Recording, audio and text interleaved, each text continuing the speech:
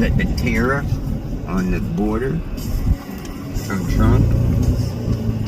So this is the main in Doaktown. As you can see, there's tons of lumber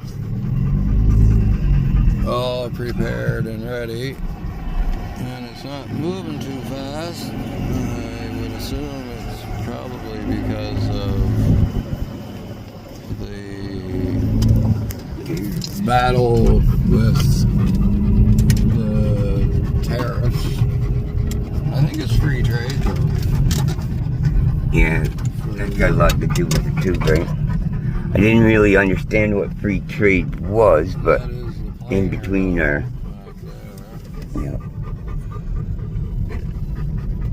And this is called Wrestle and Swim. Now, Sorry, I'm moving the camera fast, but as you can see, there's a lot of lumber just sitting here.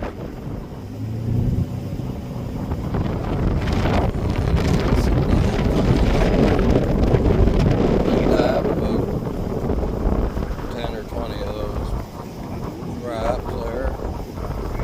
Make yourself a nice little cabin.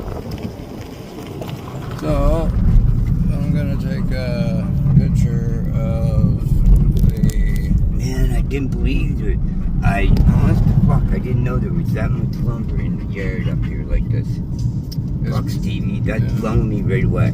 It's private property up here, so I I kind of have to drive around. Oh, just notice there, Wayne, watch your F word.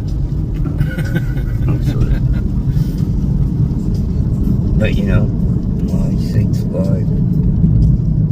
Okay, so this is the planer mill up here.